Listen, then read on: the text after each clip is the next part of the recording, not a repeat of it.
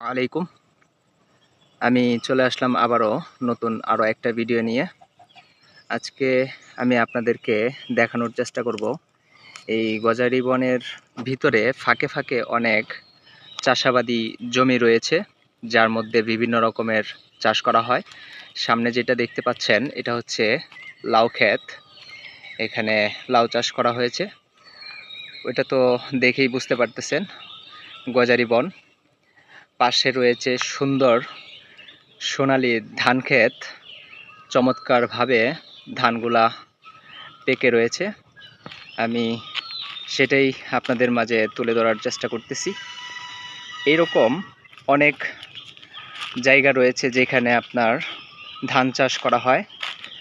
এই গজারি বনের ফাঁকে ফাঁকে একটু নিচু জায়গা রয়েছে যেখানে আপনার বিভিন্ন রকমের শাক সবজি, ফলমূল, ধান চাষ করে থাকেন কৃষকরা। এই জায়গাগুলো হচ্ছে আবার কি বলে মালিকানাধীন।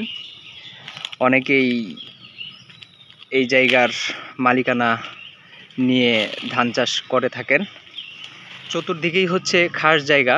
ওই যে এই বনটা হচ্ছে সরকারি গজারি বন, কিন্তু এর মধ্যে ধান চাষের যে একটা সৌন্দর্য সেটাই কিন্তু ফুটে ওঠে।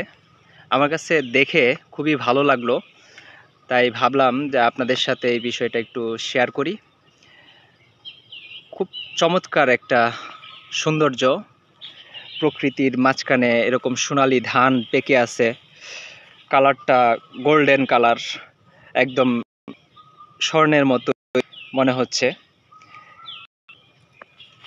সুন্দর একটা পরিবেশ, মাশাআল্লাহ। ধানও ভালো হয়েছে। ধানগুলা হয়তোবা খুব শীঘ্রই কৃষকরা কেটে নেবে।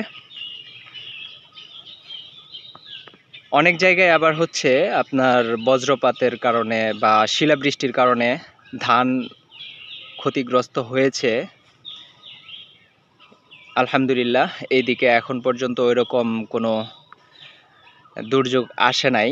তো সেজন্য অবশ্যই উপরওয়ালার শুকরিয়া আদায় করতেছি আলহামদুলিল্লাহ, যাতে কৃষকরা তার কাঙ্ক্ষিত ফসল, পরিশ্রমের ফসল নিয়ে ঘরে তুলতে পারে, সেই কামনাই করছি। ইনশাল্লাহ সবাই দোয়া করবেন যাতে কৃষকের পরিশ্রমের ফল নিয়ে ঘরে উঠতে পারে। এর মধ্যে যেন আল্লাহ কোনো দুর্যোগ বা কোনো শিলাবৃষ্টি বা কালবৈশাখী ঝড় না দেয়। আজ এ পর্যন্তই। ইনশাল্লাহ আবার দেখা হবে নতুন কোনো ভিডিওতে।